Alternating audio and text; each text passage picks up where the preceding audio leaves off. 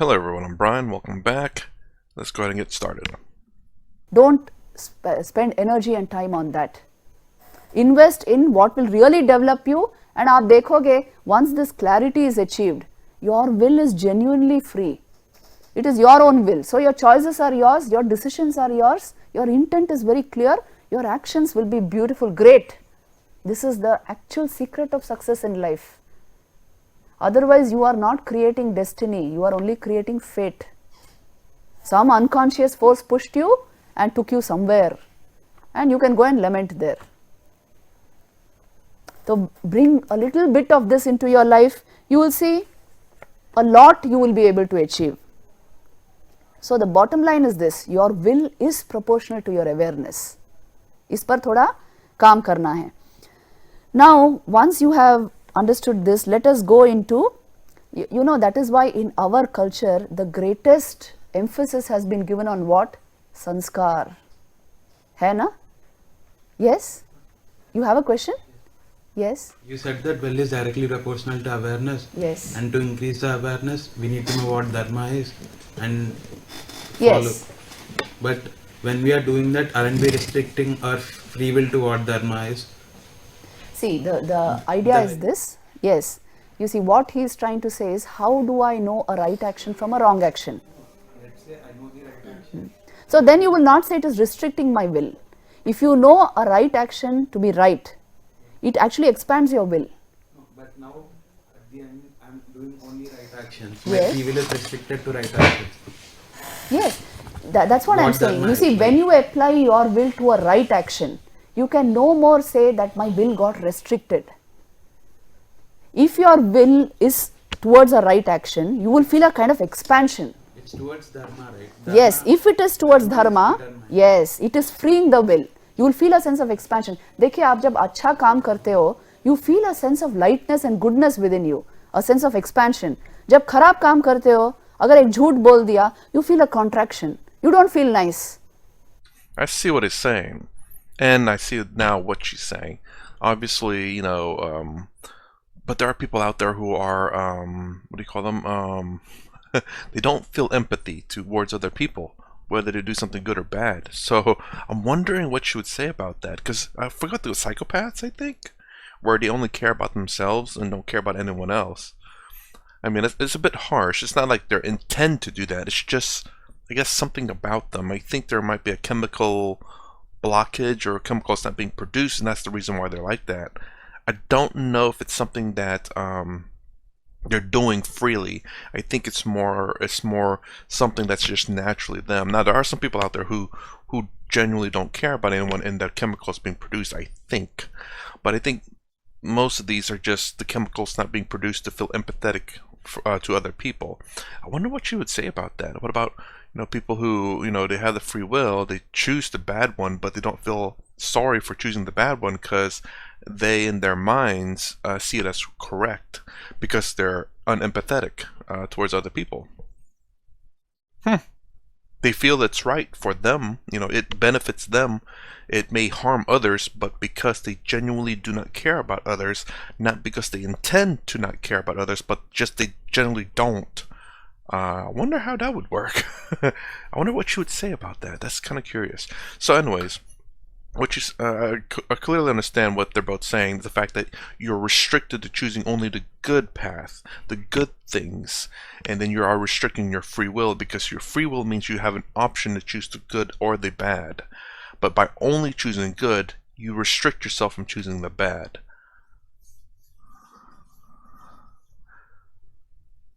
But she's saying that because you're choosing good, you kind of feel open. Well, I get it. You feel good by choosing good decisions, and you feel bad by choosing bad decisions. You expand the will by choosing good and contract by choosing bad, but I don't believe that to be so. It's more along as you feel bad. Or some people, they feel bad doing it, but they're benefiting from it, so it's like a little bit of bad. It's like, well, I feel bad for doing it, but if I don't get caught, I'm fine. When they get caught, it gets worse. So there are people out there like that too. You do. Do you restrict your will by only being able to choose the good, not the bad? In my opinion, It seems to be so, but I want to, I guess, hear whether she explains that a little bit more. है ना? ये क्यों होता है? The nature of goodness is to expand, to give you more joy right from within. So you cannot say, I am restricting my will to a particular dharma, to a particular good action. It's not so. When your commitment to goodness, rightness itself expands your will. It will generate free will for you. Yes, we will go into the theory of ethics. At one point in this course, we are going to go into the right and wrong of an action. There, further you will get light on this. Right now, I agree with the dude that as far as what's been explained, is that obviously when you have two choices, good or bad, and you're only choosing good because whatever it may be, then you are restricting yourself. You don't have free will to say to choose bad because you can only choose good.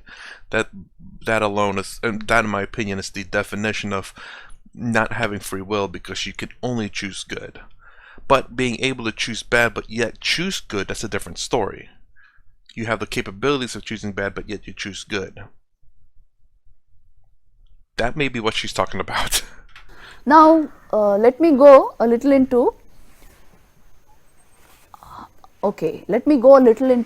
some ideas which are important to you regarding free will. You see, you can only proceed from your present experience. Okay, I don't want to give you ideas which you can't use. In your present experience, what can you do about your free will?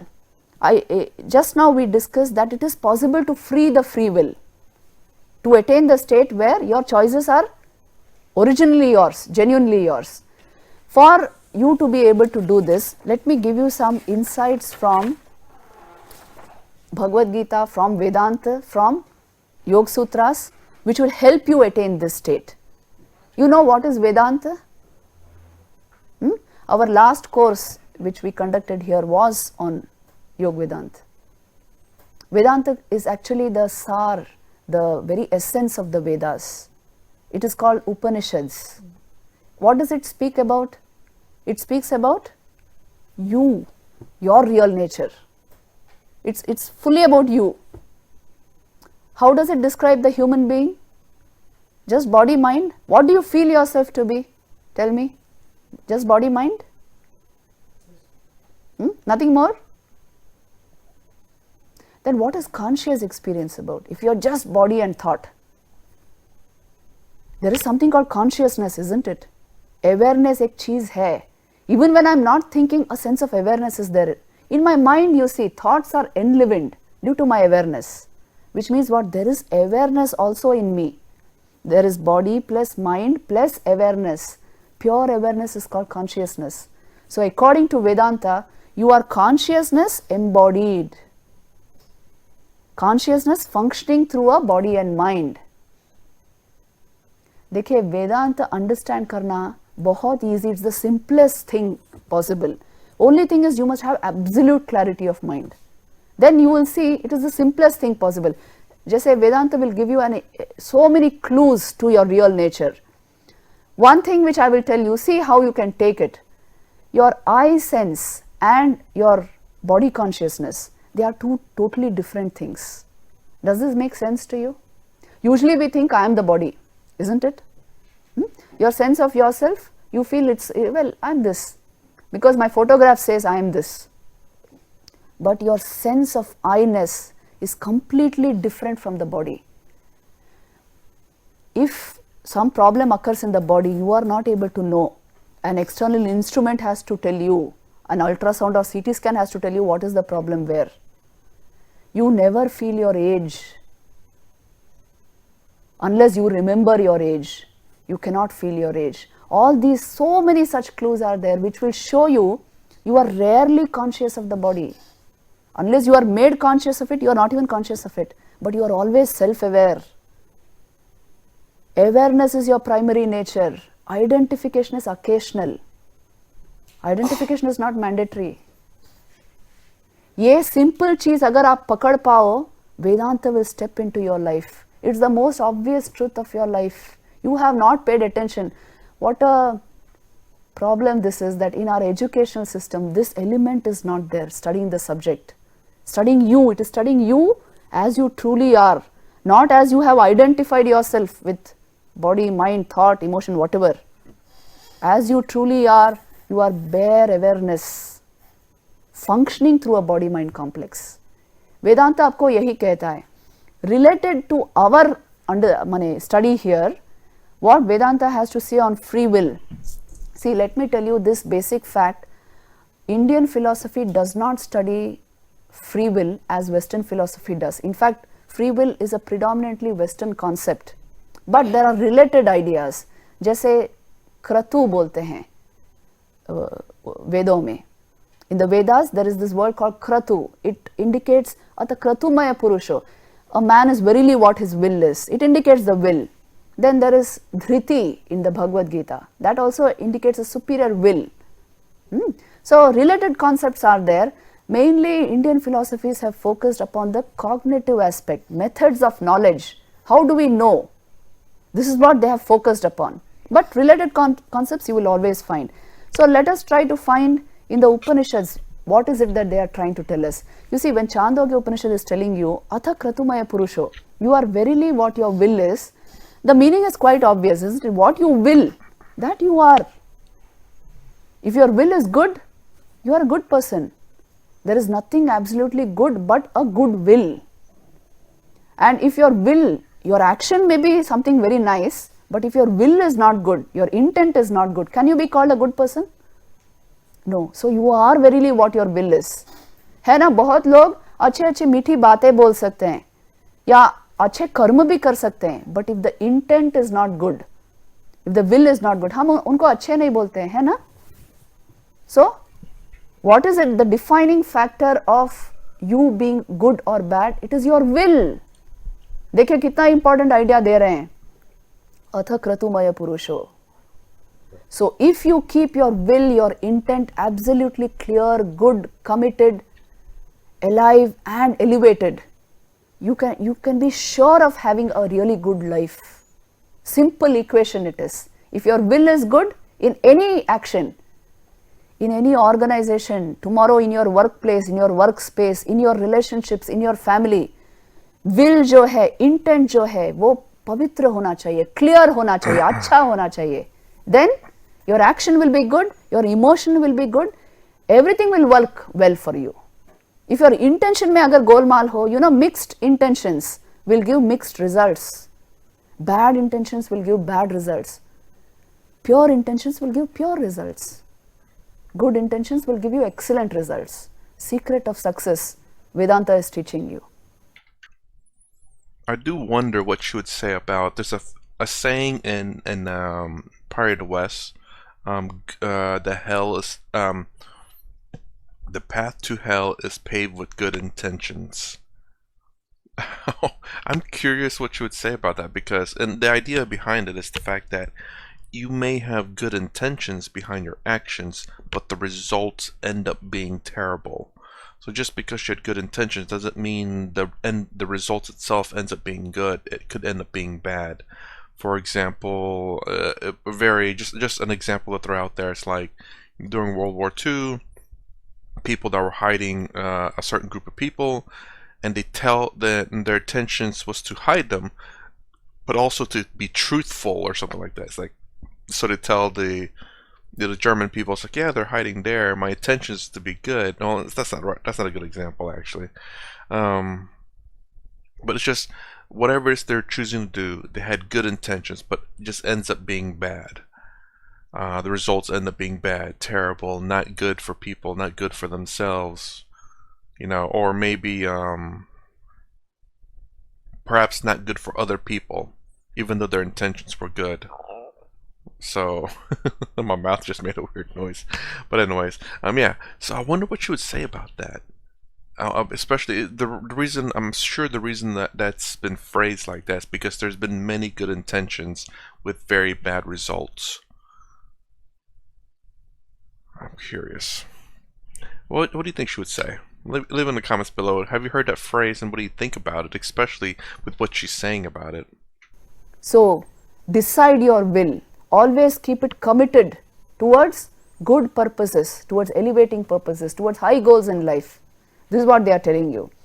And since now you know your will actually depends on your awareness, one of the purposes, goals of your life, abhi se theek kar lo, will be to develop my awareness, to develop my inner world, whatever you understand by that just now. थोड़ा सा योग हम जीवन में लाएंगे to elevate my own life, to free my own will. Okay? Then, you see, Vivekananda used to define this to be the very purpose of religion. He did not say religion yahi hai. He used to say each soul is potentially divine. The goal is to manifest that divinity by controlling nature, external and internal. External nature easy to control. Internal nature with practice you can control. If you do that, what will happen? The inner divinity will come out. Awareness will come into full blossom. This is the way to free will, to free your will. Then genuinely your choices are yours. There is no question about it. So you see, there is a way to develop a free will. Don't think ab bol diya determinism is the fact about your life. That doesn't mean, well, there is no other choice then. You must move towards free will. That is the purpose of human life. You get the point? Real quick before we move on. So remember how I said it's very difficult to have genuine free will because obviously the decisions you make in life, there's been consequences to decisions that you made, so you want to use your previous knowledge of those decisions to make the better decision. So, and she's saying, and what I mean by better doesn't necessarily mean it's good, just that it doesn't turn out bad, I guess you could say. Like, for example, if you go get, just an example again, hopefully this is a good one. You go get gas at a gas station. And then when you put gas in, all of a sudden you realize that the gas that you put in there in your car from that gas station was bad. Your car running terrible, and you go take it to the shop. It's like, yeah, there's something bad about the gas. Don't get gas there. So now that you have to go get gas, do you decide to go in that same gas station? Well, you said no. I used my previous memory. Again, going there to get gas has nothing to do with something being good or bad necessarily. It's not a bad intention or a good intention at all. And but you would generally avoid making that decision to go to a different gas station because there's a potentiality of that gas station having bad gas again, or you don't know, or whether you don't know if it's fixed or not. So there, decision making like that where there's nothing necessarily good or bad about it would what was I getting with that? But there's nothing good or bad about it. So, I mean, do you really want to have absolute free will where you don't use any of your previous knowledge to help you make a better decision? Because that's the only thing I can think of being absolutely free will, meaning that there's, again, no prior history, no prior knowledge about making a decision on something. Otherwise, it's in a sense deterministic because you had prior history that you said, oh yeah, last time I filled up there, the gas was bad, and now I don't want to fill there because of that prior experience. So now you have, in a sense, a deterministic outcome because out of all the gas stations, now you're saying I'm not going to buy from there. That out of 10 gas stations you have now, you only have 9 left because of that one's bad. Then, in the Bhagavad Gita, they have extensive discussions on this dhriti concept. Last class में मैंने आपको एक important idea दिया था last में. What was it? You are your own friend or you are your own enemy. Isn't it? When do you become your friend? Friends और enemies सिर्फ बाहर होते हैं क्या? मन में भी होते हैं ना? When do you become your friend? बंधुरात्मात्मनस्तस्य येनात्मैवात्मना जितः अनात्मनस्तु शत्रुत्वे वर्तेतात्मैव शत्रुवत्. इसका मतलब है, if you don't train any of your faculties, you will never be your friend. Mind is untrained, will is totally untrained, and emotion and thought going on by themselves. Senses are totally untrained, going into anything, doing anything. You will become your own enemy. One fine day you will not be able to face your mind. This is when people go and commit suicide. I can't bear with my mind. और क्या करना है जीवन में? So you see, if you have not worked on this system, you will not get much in life. No matter you may get a 6-figure salary, it won't mean anything to you. You may have a 40-room house. That's just a structure. अंदर से आता है आनंद. So if this system has not been developed a bit, you will not be able to get this. इसीलिए कहते हैं you can manufacture your own friend within you or your own enemy. If you bring the lower self under control by developing the higher self, you are your friend. And if you allow the lower self to dominate, you become your own enemy. This is one idea. Then it will tell you about 3 types of will, the Bhagavad Gita. Satviki dhriti, Rajasic dhriti and Tamasic dhriti. You know, Satviki dhriti only we will discuss. It is that will through which you are able to bring your system under control. क्योंकि मैं कह रही हूँ ना आपको, if this system is well developed, you can handle the objective world very well. No matter what it throws at you, what comes into your life, you can handle it very positively. But if this system itself is erratic, functioning in a way you can't control, then you don't know, even if something good comes to you, in the spur of the moment, in the spur of your emotion, you will throw it out of your life. ये होता है ना? Analyze your own life situations when you are in anger, when you are over anxious about something. Anything good coming into your, maybe your mother brought you a cool drink. नहीं चाहिए, आप फेंक भी दे सकते हो क्योंकि आप में गुस्सा है. So see this, if your own system is not under control, it's not in your hands, no matter what comes from the external world, it's not going to matter to you. इसीलिए पहले थोड़ा इस पर संयम लाना चाहिए, है ना? तो यही कहती है, ये सात्विकी वृत्ति किसको कहते हैं? धृत्या यया धारयते मन प्राणेन्द्रिय क्रियाः योगेन अव्यभिचारिण्या धृति सा पार्थ सात्विकी.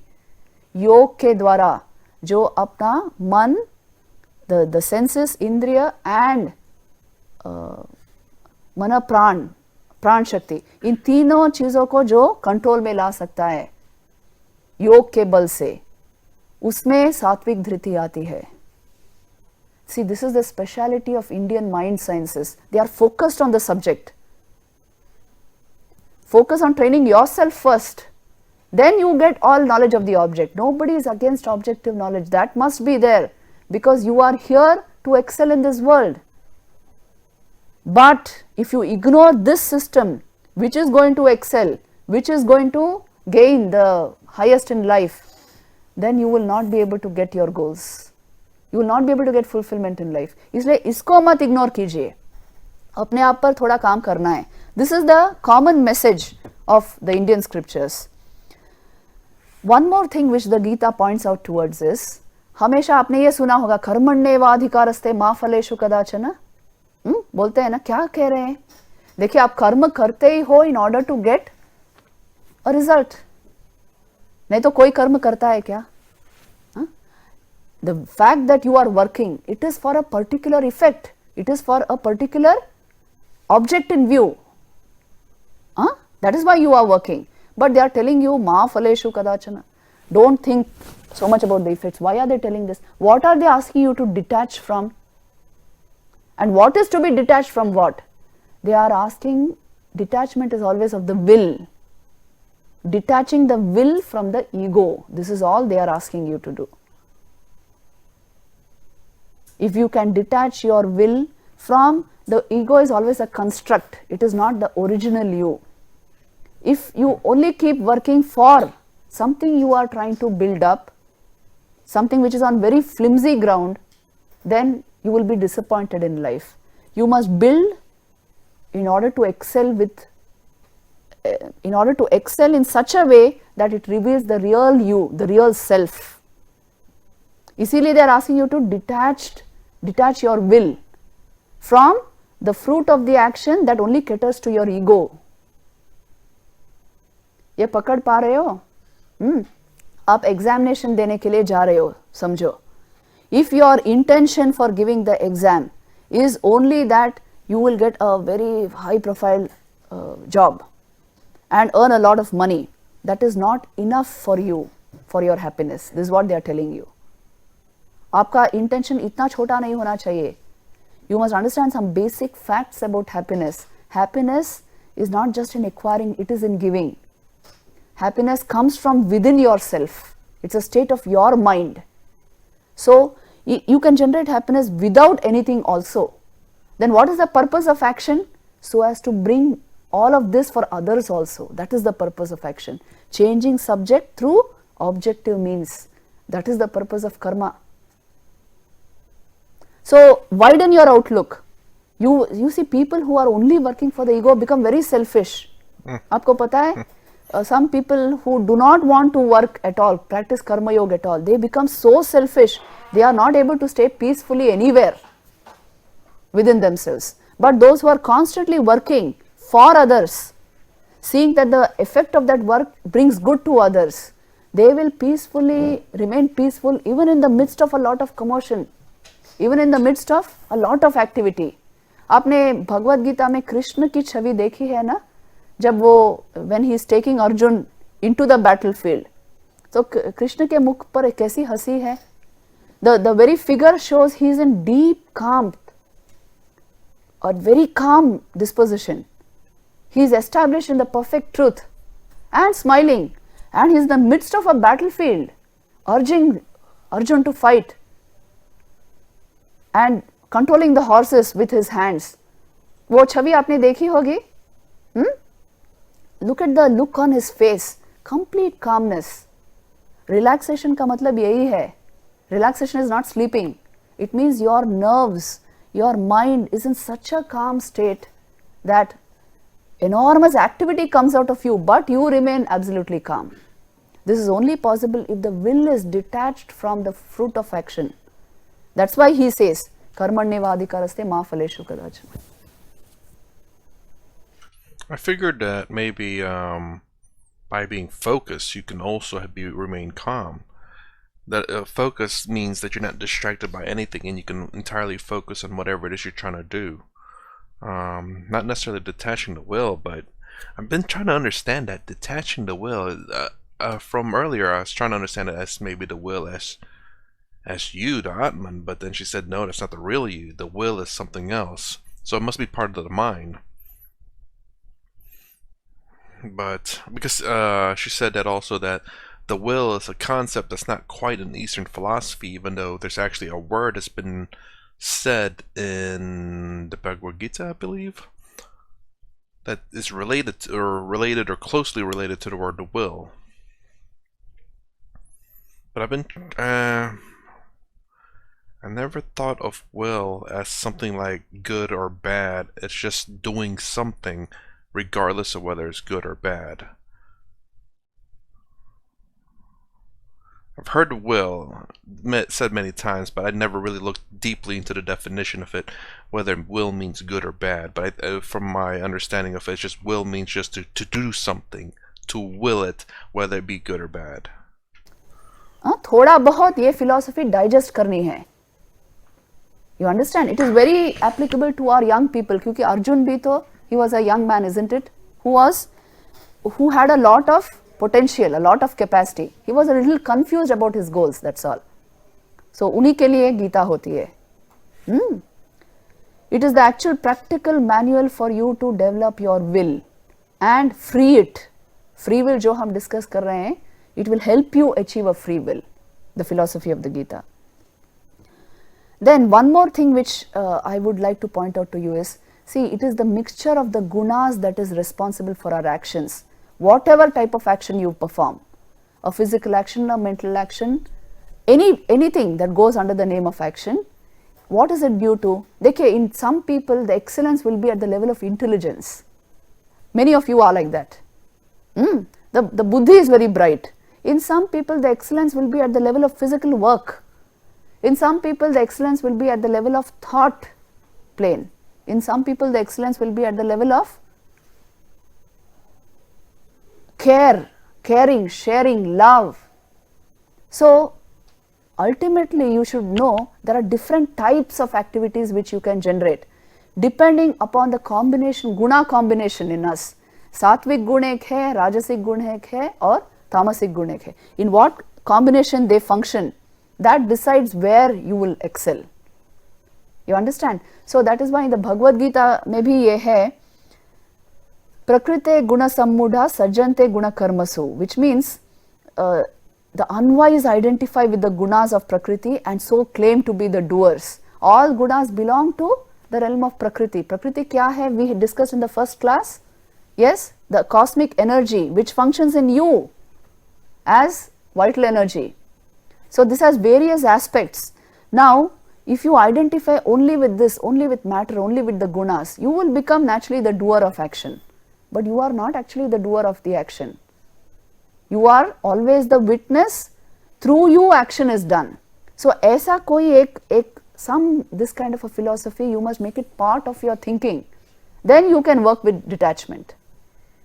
So you give the credit to something else. Either you give credit to God, to Prakriti, to the people who inspired you to that work. But if you give the credit to the ego, then you will not be able to do karma yoga effectively. Karma yogi का लक्षण क्या है पता है? He will keep on doing work without attributing anything to himself. Because he knows he is not the ego. When your awareness comes into full fruition, you will naturally have a different sense of yourself. So you will not identify with the ego. This is a possibility in Karma Yoga. Yes.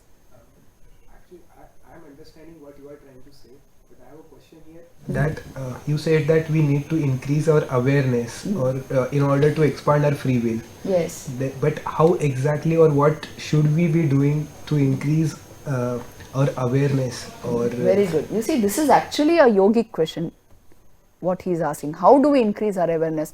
Now, if I go into that, we will be missing out a lot of today's portion because it is focused on free will. But let me tell you briefly here. See, the structure of the mind, I told you, it is thoughts over awareness. Thoughts, abhi hamara position kya hai? We think we are only thoughts. There is body consciousness and there are thoughts in our mind. We don't know anything else. Why this has happened is the awareness content is entirely hidden by our interest in the mental activity in our minds. We are only identified with thoughts, emotions, only that we feel. You see, you feel anxious, you feel happy, you feel joyful, sometimes you feel lazy, you feel greedy. All this is going on. What actually yoga does for you, if you practice a little bit of meditation, what it will do for you is, it so increases the clarity of your mind. You don't easily identify with thought. Then what are you identified with? You are just aware of your thoughts. So ये जो awareness है, which is uninvested in the thought process, which is able to see it objectively, this is to be cultivated through yoga. इसी को self awareness कहते हैं. It is the reflection of the pure self in your mind, caught by your mind. अगर mind सात्विक बना दो तो it will reflect very well. If it is dense with tamas, it will not reflect that awareness. तब आप पूछोगे awareness कहाँ है? It's another thought only. You understand? You must change the content of your mind to develop all this. And for that, life discipline, lifestyle discipline is required. देखिए ये आप लोग कर नहीं सकते, ऐसा मत बोलिए मुझे. If when I say lifestyle discipline, what do I mean?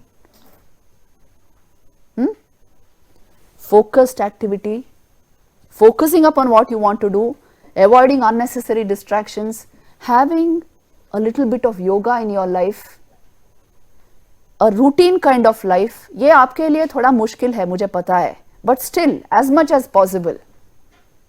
Definite hours of sleep, definite hours of concentration, avoiding unnecessary distractions in your life, focusing on the good things in your life, reading elevating literature, exposing yourself to the good in life, a little bit of stillness practiced every day. You do all these disciplines, I will tell you in 1 month's time, you will become comfortable in your mind. You have made peace with your mind. ये जो unnecessary problems आप लोग face करते हो, जिसके लिए वो counselor के पास जाते हो, this will go out of your life. Don't create problems for yourself. Train your mind in such a way. First is lifestyle regulation. Definite hours of eating the right stuff. every day during break going to the McDonald's or going to for fast food. Don't do all this. What you take in, I told you, through your senses is deciding the contents of your mind. Your exposures. If you see elevating stuff every day, the mind will get elevated. एक level पे रहोगे आप. This is the training which our young people require. If you do this, in about 1 month's time, you will get the capacity to meditate. Which means what? Bring stillness into your mind. See your thoughts objectively, not with identification. I don't necessarily disagree with her there, but I wonder what she would say about, wouldn't that leave you to be ignorant of the negative things in the world because you keep them out of your mind and you avoid them actively? That's, I will say, I don't know how long she would suggest doing this. The only thing I could think of at the time was like, well, I do agree, yes, if you keep the negativity out of your life, you will have much more energy, feel happier. But the problem is that you can only ignore negative things for so long before either it catches up to you and becomes much worse because you've ignored it, or the fact that you become ignorant of the issues in life and then you lack the knowledge of what's going on. Very rudimentary example again with my terrible examples lately. Say you're buying, again, I guess we'll just say buying a car.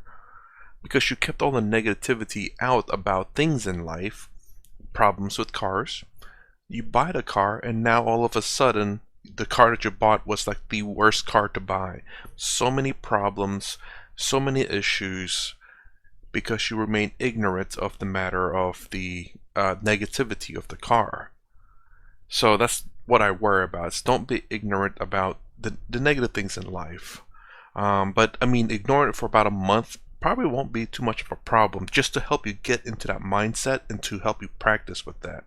But at the same time, don't remain ignorant of the negative things in life that could affect you, and to be prepared for it. I think by getting yourself in the right mindset and being able to objectively look at your thoughts as an object, not identification, then seeing the negative things in life is going to be the exact same way.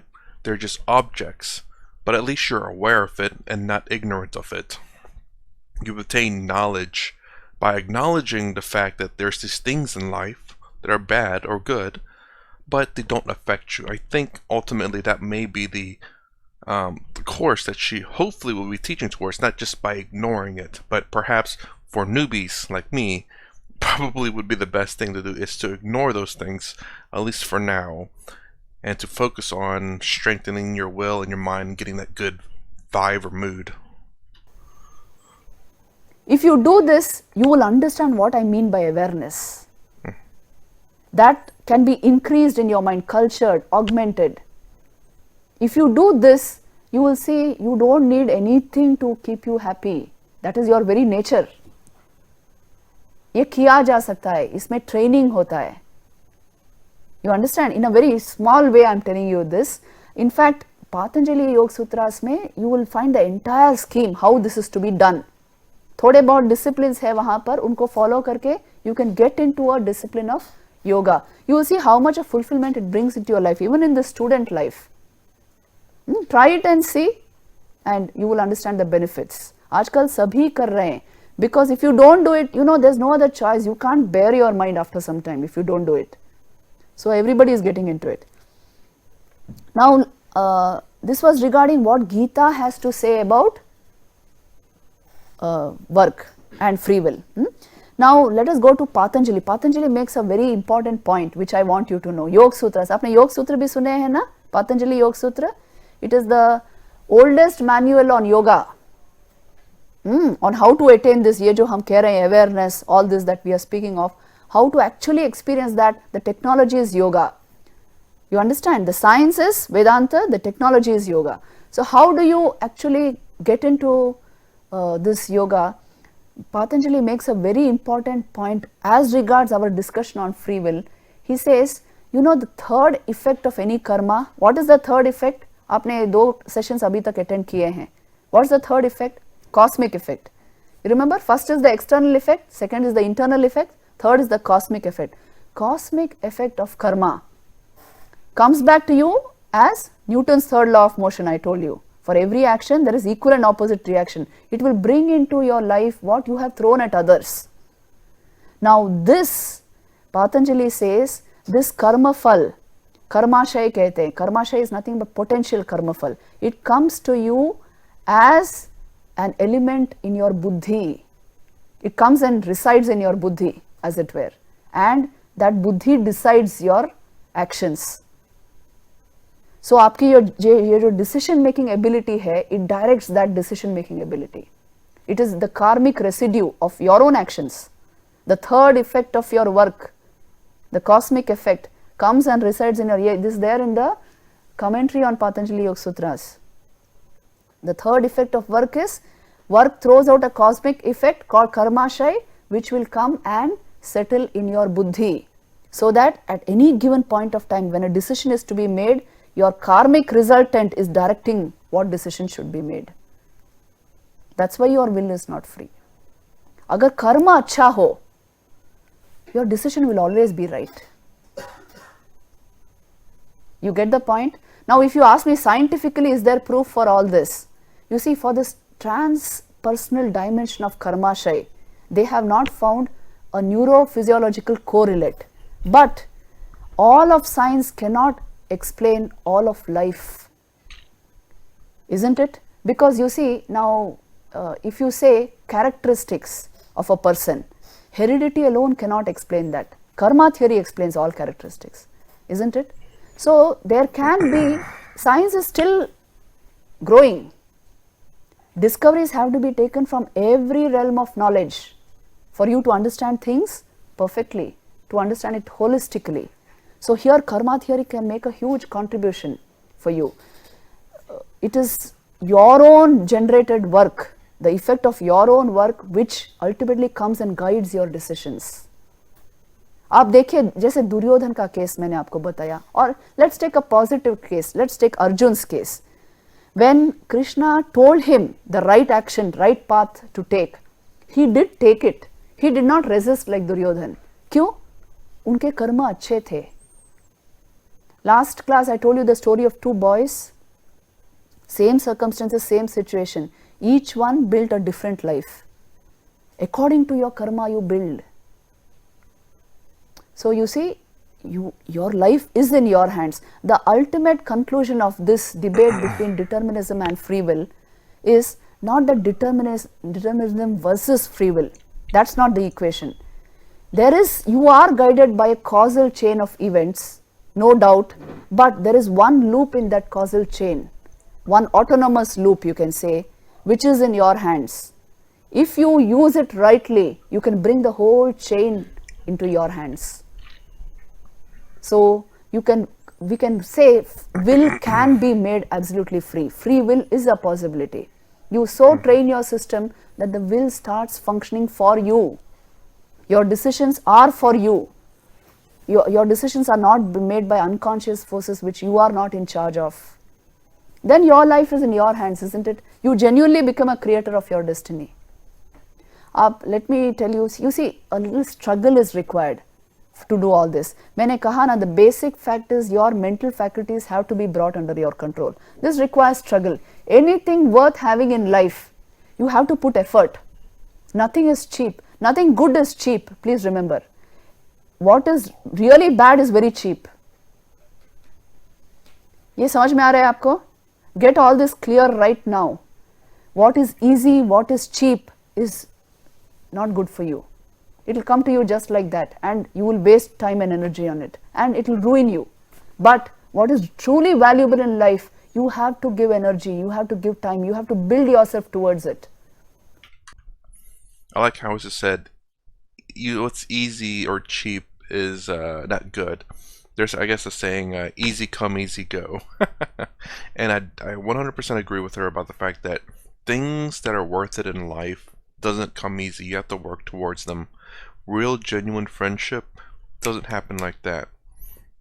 I think the biggest problem, and again, this is something I've said before, in either Western America, but I genuinely believe in just developed areas. It doesn't have to be an entire country, just very well developed areas. That's what they're looking for. Quick and easy. I remember, when you watch TV, there used to be commercials. Now on YouTube, you can watch most things without very much ads anymore. I mean, don't get me wrong, YouTube is building up on the ad stuff, but still, relatively speaking, there's not as much ads as there was before. In Vivekananda's life, there is this beautiful incident, Once he was traveling in the Himalayas, long trek in the Himalayas. There, if you get today's situation, let me tell you, if you get a car, a four-wheeler, very good, you will have a fine trip. If you fail to get it, you have to walk long distances. आप पहाड़ों में गए हो? Have you been there? I go every year to the Himalayas, so I understand this concept. Today, public transport system is quite well developed, but if you get a jeep or a four-wheeler, easily you can make a very fine trip to wherever you want to go. Otherwise, you have to walk long distances. And today, even if you get a four-wheeler, what happens is, it's a vehicle for 8 people, they will take 15 people. And once actually I was going and the driver was sitting here and the steering wheel was here. And mountain roads, and he's steering and going like this. So all this they do, and youngsters, very young, they're just out of their teenage years maybe. Such young people are doing all this, drivers. But anyway, in Vivekananda's time, which is more than 100 years back, about 120 years back, he was traveling, he was trekking in the Himalayas, and that time no such public transport systems, they had to walk long distances. He came to a particular slope, walking, he came to this slope, and he saw there an old man who was completely exhausted because now he had to walk further and go. Long distances they have to walk. And he was so exhausted, and he told Swamiji that I can't move further anymore, and so much more I have to walk and go. Then Vivekananda pointed out to the road and told him, look brother, look at this road under your feet. This very road you have crossed and come till here. Today, now it's under your feet. So also this road which is ahead of you will soon be under your feet. Don't get disheartened, come with me. And then the old man stood up and started walking. The point is this, you have to struggle a bit to create a really valuable life. If you are easygoing or given to only, I told you, cheap stuff, you will miss the essential joy of life. Well, it's not only just cheap stuff, but yes, the struggle, like she said, very much so. I think, again, this is why I say developed areas, because generally speaking, developed areas have very much all the comforts that you'd want. AC, transportation, good fast food. Let's just say fast food. Just things readily available that you don't have to struggle or think about. It's just there. And because of this comfort, and it becomes the norm, then this quick, easy access stuff becomes the norm, and then anything less than that, it's a struggle. Where you had to, I don't know, take a cold shower. When I was growing up, no cold shower. Literally showering in the in the backyard, in a sense, with big old barrels of water. You grab it like 6 or 5 in the morning, pouring it over you, cold, freezing, because if you wanted hot water, you have to go boil some water and then mix it in a tub, and then you can pour it over yourself. But yeah, no, there was no time for that, so you're just pouring cold water on yourself and trying to get the shower done and over with, and then run back inside. But yeah, if it's a cold shower, oh, heaven forbids. If you didn't get your morning latte or your morning coffee or tea or whatever, morning biscuit or whatever it may be, world's over with. Just forget it, throw the world away. And it's just because we take things that become the norm for granted. So, and this is the issue that I kind of have, in a sense, where, don't get me wrong, I think it's fine to complain about things, but if you complain it to yourself or just complain it to your friends, knowing you're just kind of joking about it just to let a little frustration out, that's fine, honestly. It's like, oh my gosh, coffee machine was out this morning. I'm gonna be miserable the rest of the day.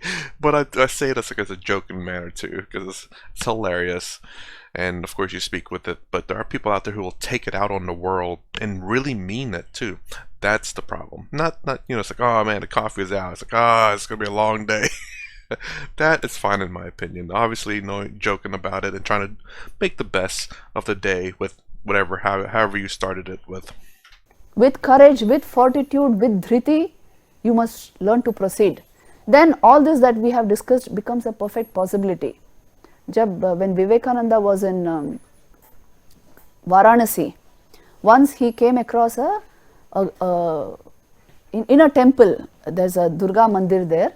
So there he was actually moving about around the temple when he was attacked by a group of monkeys. In Kashi they are very huge monkeys. Even in Vrindavan you will find them.